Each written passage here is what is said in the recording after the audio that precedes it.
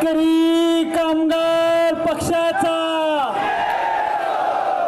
लाल बावट्याचा,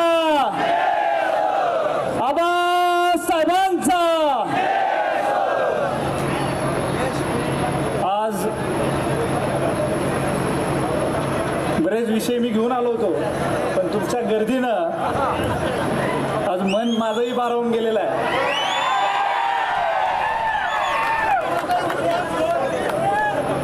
आज भाई इथे उमेदवार डिक्लेअर करायसाठी आलेले आहेत आणि त्यानिमित्त हा घेतलेला शेतकरी मेळावा. आणि आबासाहेबांनी आपल्याला गेली 50-55 वर्ष आणि 60 वर्ष ज्या पद्धतीने आबासाहेबांनी काम केलं, त्या काम करत असताना शेतकऱ्यांची कामगारांची जाण ठेवून सातत्याने शेतकरी मेळावे घेतले आणि त्या पद्धतीनंच आज आपण शेतकरी मेळावा घेतलेला आहे.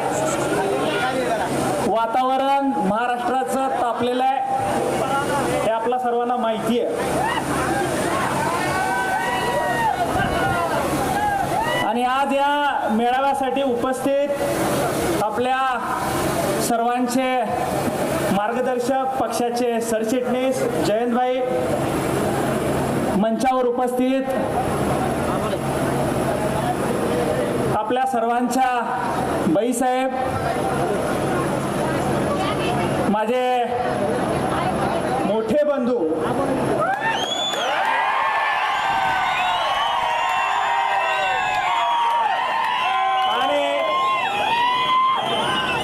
सांगोला तालुक्याचे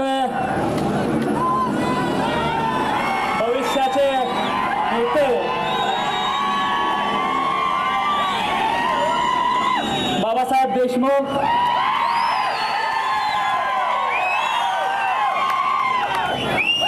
त्याचबरोबर मंचावर आमच्या सर्वांचे मार्गदर्शक आणि सातत्याने आबांच्या आणि आमच्या कुटुंबावर प्रेम असणारे या सांगोला तालुक्याचे जयवीरू मारुती आबा आणि बाळासाहेब एरंडे,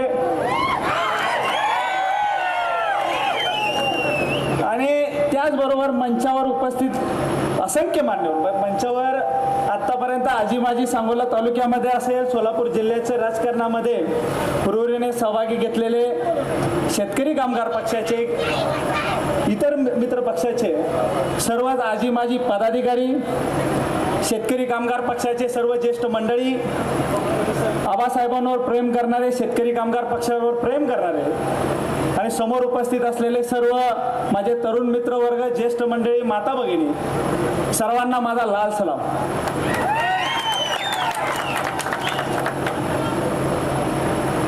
आजचा क्षण हा खूप ऐतिहासिक क्षण आहे. होत आहे.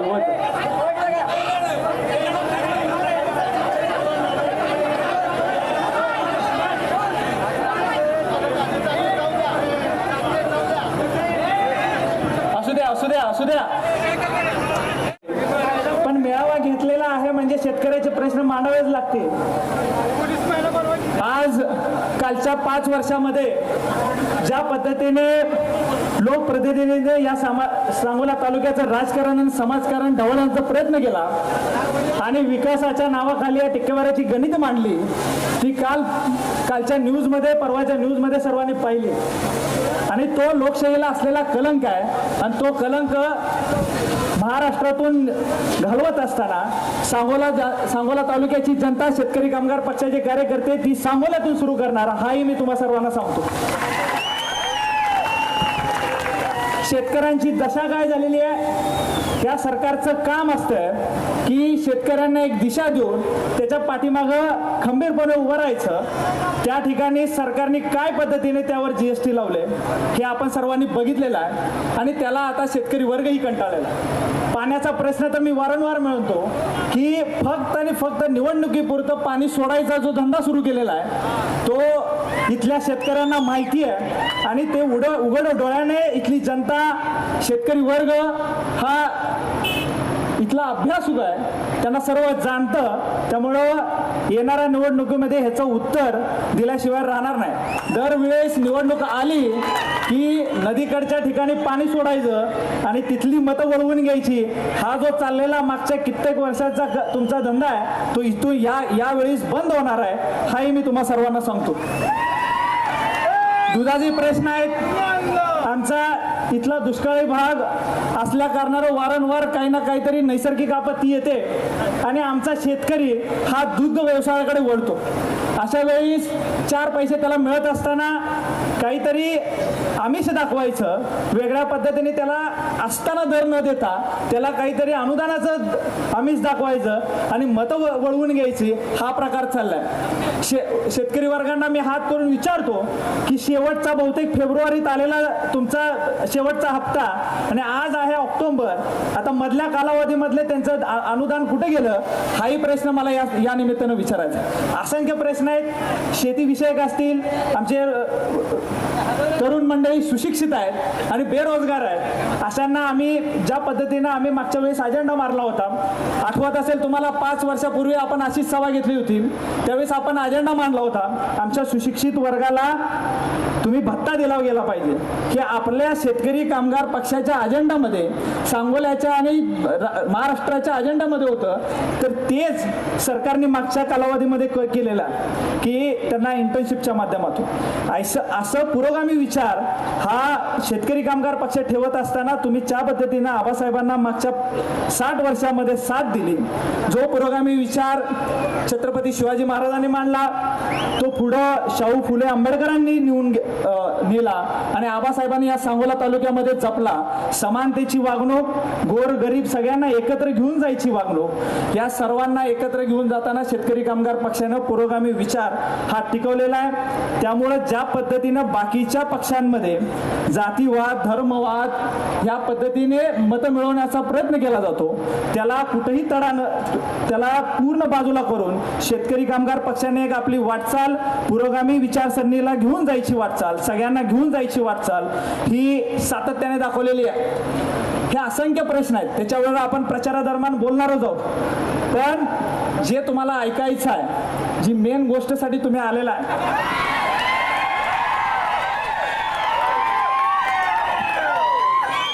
त्या मुद्द्यावर मी येतो. गेले कित्येक दिवस आमच्या दोघांमध्ये मतभेद आहेत.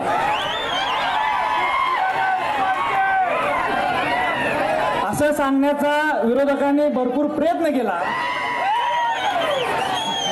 तेव्हा ना मी एवढं सांगतो की आम्हाला आमिषही दाखवली, पण मी एका न्यूज रिपोर्टरला सांगितलं की आम्हाला कळतं की किती अंतर ठेवायचं, कारण का मी एक पेशाने डॉक्टर आहे. आम्ही ज्यावेळी शरीर ऑपरेशन करण्यासाठी फाडत असतो त्यावेळेस काही अंतरावर 1-1 मिलीमीटरवर नस आणि रक्तवाहिनी असतात, त्या वाचून आम्ही जर कार्यक्रम करत असतो ऑपरेशनचा, आबासाहेबांनी जी आम्हाला पुंजी दिली आहे 60 वर्षांची,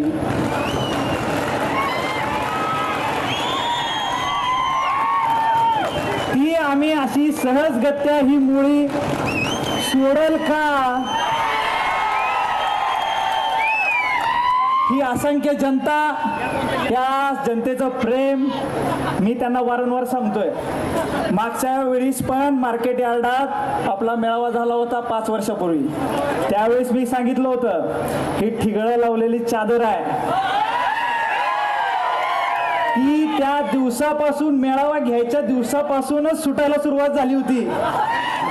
आज तुम्ही काही घ्या, आम्ही कुणावर टीका नाही करणार, आम्ही ठरवलंच होतं दोघांनी, आम्ही कुणावर टीका करणार नाही. तुम्ही तिकीट द्या अथवा न द्या, आम्ही एक गट्टा इथं लढणार आहोत, ही भूमिकाच आम्ही स्पष्ट केली. मी खूप मोठा नाहीये, जयंतभाई त्याबद्दल वक्तव्य करतील वरती काय चाललंय. एकदा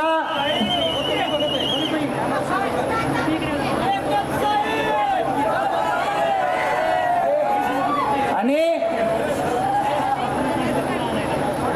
एक गट्टा लढत असताना आपल्याला महत्वाचं काय आहे हे आठवलं गेलं पाहिजे.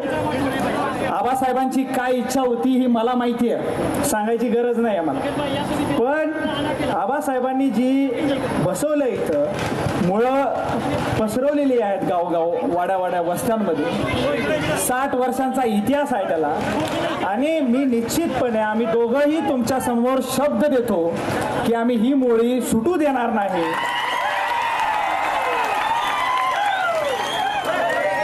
जयंतभाई निर्णय देतील तो आम्ही दोघंही पक्ष म्हणून मान्य करू आणि ताकदीनं येणारी निवडणूक आपण लढूया आणि जिंकूया. बाईंना जरा पुढे जायचं आहे, वातावरण तापत राहील. आता एवढं बघूनच ते कॅमेरामॅनने जरा फिरवून दाखवावं. मला हे कळना की ही प्रचाराची आणि उमेदवाराचे डिक्लेअरचा नारळ फोडायचा विषय आहे की विजयी सभा आहे. आज ती काही दोघं झोपत नाहीत आणि जाताना मी सांगतो 7 नंतर पाणी आठवणाऱ्या लोकांनी पाणी आणलेल्याच्या गोष्टी करू नये हे एवढंच बोलतो मी. माझा आज आपल्यामध्ये सूरजदादा नाही आहेत, त्यांनाही मी माझ्या जिव्हाळ्याचे मित्र, कायम मार्गदर्शन करणारे आणि कायम कान पिळणारे. मी कितीही असलं तरी सांगोला तालुक्यामध्ये आता मला लोक अनिकेतचं भैयासाहेब म्हणतात, भैया म्हणतात, पण हक्कानं अनिकेत म्हणणारी काही मंडळी आहेत, त्यातलं सूरजदादा होते. आज ते आपल्यामध्ये नाही आहेत. जीव तोडून माझाही प्रचार त्यांनी केला होता. हे त्यांचं माझं नातं खूप जिव्हाळ्याचं आहे. मला ज्यावेळेस ते कळालं मी तिथेही बोललो. मी 1 तास फक्त फोन करत होतो की ते बातमी खरी आहे का. मी सारखं वाटत होतं की ती बातमी चुकीची असावी, पण ते आपल्यामध्ये नाही आहेत. त्यांनाही भावपूर्ण श्रद्धांजली. आणि तुम्ही जी ताकद द्याल, उद्या आमदार कोण होईल तो होईलच, पण तुम्ही सर्व आमदार आहात, मी पण त्यात आमदार आहे असं समजूनच आपण काम करावं. मी पक्षाला विनंती करतो की गट तट विसरा.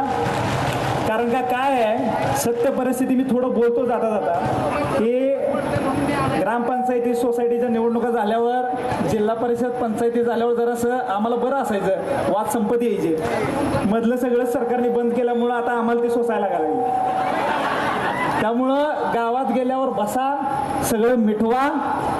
आणि आमच्यात काही नव्हतं, मिटले म्हणू नका. आधी आमच्यात काही नव्हतं, मिटलंय म्हणू नका.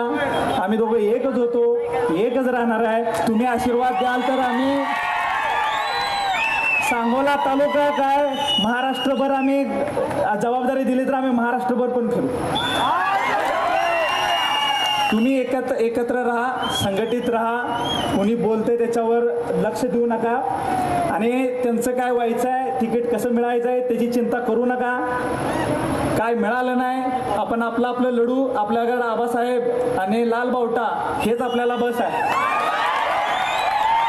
एवढं बोलतो.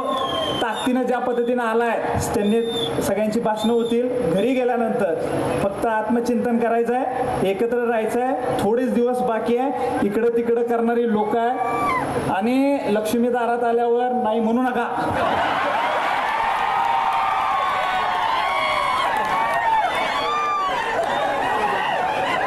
कारण का आत्ताच आपल्याला कळाले. अंदाज लावा, पहिला टप्पा त्याच्यामुळं लक्ष्मीला नाही म्हणू नका, त्याबद्दल नाही. दिवाळी नीट करा, किराणा माल वगैरे 4 कपडे घ्या, तो विषय नाही. पण मतदान करताना लाल बावटा विसरला.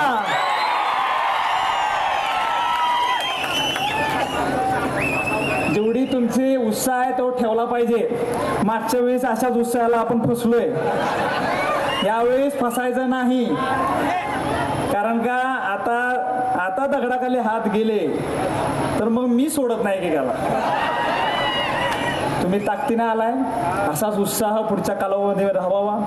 आम्ही ज्या वेळी ज्या सूचना गावात जाताना देऊ त्या तुम्ही ताकदीनं लास्टचे काही दिवस परीक्षेच्या तयारीसारखं डोळ्यात तेल टाकून करायचं आहे. एवढं बोलतो. वेळोवेळी सूचना दिल्या जातील आणि मी माझं 2 शब्द संपवतो. बरेच मंडळी भाषण करणार आहेत. शेतकरी कामगार पक्षाचा